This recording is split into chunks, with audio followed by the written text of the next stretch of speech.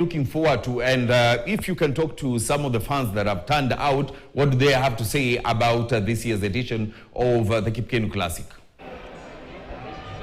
Well, a very good afternoon, Robinson. Yes, as you said, we are here at Ulinzi Complex, and of course we have a load on the platter. Still, every fan is enjoying the moment. Remember, in other results that I was telling our viewers in our earlier session, some few minutes ago, we witnessed 10,000 meters men's race going down. Centura Silas from Kenya winning the race in 28, of course, minutes and 18 seconds. In the second place was Kipro Titus, bagging the position after clocking a time of 28 minutes and 21 seconds. Kimutai Joseph clocked 28.23 minutes, and in the fourth position was Robert Kiprop, who actually came in the fourth position in a time of 28.34 seconds. So this is some of the results that are just trickling in. And remember, some few minutes ago,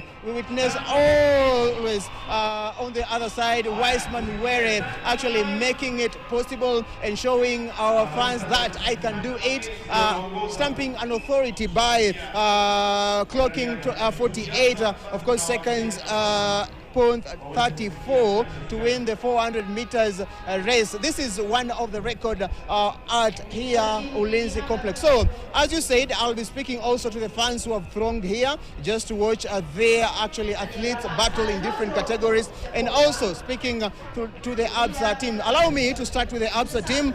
We had an earlier conversation. We were speaking about literacy, financial literacy for the athletes. You talked a lot, and of course, athletes, they're using their talents to make money.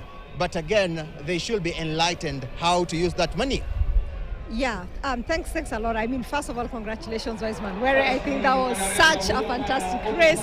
And those are the positive stories that we as ABSA are proud to be sponsoring today. So as the athletes run today and make their money, one of the things that's really, really important is then how do they put this money to use, you know?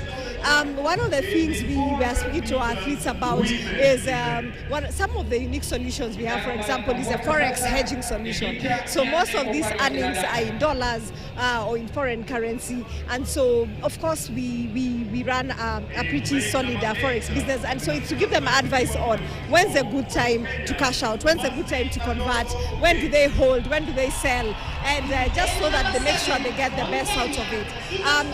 Other things we talk to them, for example, is their long-term vision and goals. Most of them are their breadwinners for their families, for the communities where they come from. So what's the long-term plan? How do they secure their children themselves through ensuring they have a stable home, through ensuring they have education policies for their children, so that their children even down the road never get out of school just because the father or the mother has stopped running? How do they support the communities around them as well? So this is part of what we do as a financial literacy program. Of course, we've seen you going big in golf. Why did you add athletics on your platter? Okay, so as ABSA, we believe every story matters. And so golf is an affluent sport. The people who play golf or who are interested in golf are in the upper income brackets, and so we've catered to that. But we really wanted to have a sport that connects us to the majority of Kenyans. Now, athletics is all uniting. It doesn't pick or choose, you know, irrespective of the cadre of people it is. So it brings all Kenyans together. When Kenyans are running, we all come together, we all support our athletes, and that for us really was why we chose athletics. It is the pride of Kenya, and as ABSA we are proud to be associated with that. You know, recently I saw the PS4 Sports challenging you guys just to get on board and maybe be part and parcel of football. Do you have that conversation in place already? So we are reviewing what other options are there from a sports investment perspective. As part of the group, we have been sponsors of the English Premier League. That came to an end with this last season. So that is under review from a group perspective. But from a local perspective, what we are looking at is what are all the sports opportunities where we can connect with Kenyans. So be it football, be it rugby, we are looking at what else do we get into, but athletics remains at the core. Thank you very much to everyone who is watching this. What can you tell them? It's so much fun, so much excitement. The energy is up there. If you're not at Ulinzi Sports Complex, come now. Come now. That is one of the representatives from, of course, Ulinzi Complex, just talking to us about how this is going down. If my camera person actually will just give you a picture of the fans who are just celebrating in their actually positions for the actually categories that are going down right now. It is the 400 meters here, women.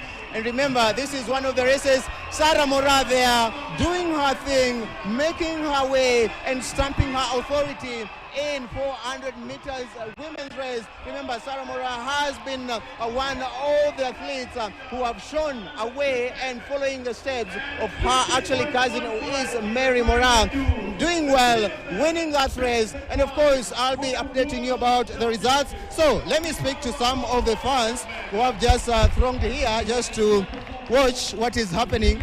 Shukran zaidi, tuanze tu kwa majina. Karibu kwenye KTN. Tuongee tu kidogo. Karibu kwenye KTN. Mashindano ya leo yakoje? Mashindano ya leo yako sawa kwa sababu hata watu wameingia kwa wingi na watu wako wachangamfu. Si mbaya. Hata tunaona wana Kenya wanashinda kwa mita, sio wa Kenya ameshinda. Pengine tofauti gani ipo sasa hivi na mashindano ya awali? Hakuna tofauti sana kwa sababu ni kwa kuwa tu watu wanajatokezea, lakini uwanja uko standard. Kama mtu amevunja record hapa, amevunja record ya world. Maana yake uwanja kimedhibitika. Lakini tu ni kusema ni kusanyiko si kubwa kama ile ya world. Shukran sana, enjoy. Asante sana.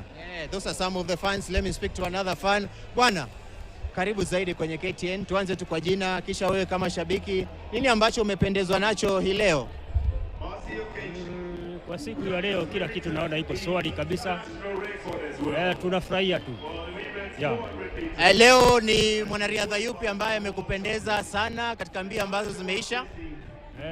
Ule nangoja sana ni Manyara, bado ndio nangoja. Nahisi kwamba atafanya vizuri. Kabisa. Na mwingine ni nani pengine wa kike? Wa kike bado. Wa kike bado. Shukrani zaidi kaka. Tuambie tu jina lako, naomba nisonge kidogo manake uko mbali sana.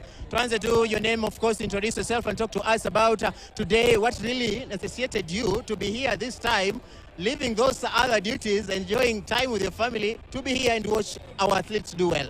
Okay, majina naitwa Hilary Kiblagat, natokea sehemu za Elgeyo Marakwet. Nafanya hapa Nairobi. Mimi pia ni mwanaspoti. Nimefurahia leo kuchumuika na Wakenya wenzangu hapa ndani. Tumeona the light amateurs at least wapi ndio wapewe nafasi leo, at least kujiuza nao wapate nafasi ya kujionyesha huko mbele. Mwanariadha yupi ambaye unatarajia kwamba atakuridhisha zaidi? Of course nilikuja kumuona mwenzangu Wiseman Were, at least nimeona amefanya vizuri. Of course Omanyala pia natarajia nimuone hapo baadaye.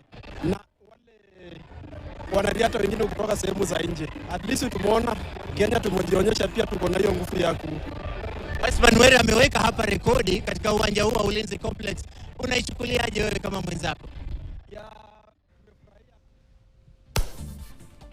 Thank you very much, Davis Mbera, who's at Ulinzi Complex, of course, following up on the proceedings of the 6th edition of the Kip Keino Classic taking place right there. Later on, we'll be bringing us the results of some of the top performers of the day. Now, let's switch gears and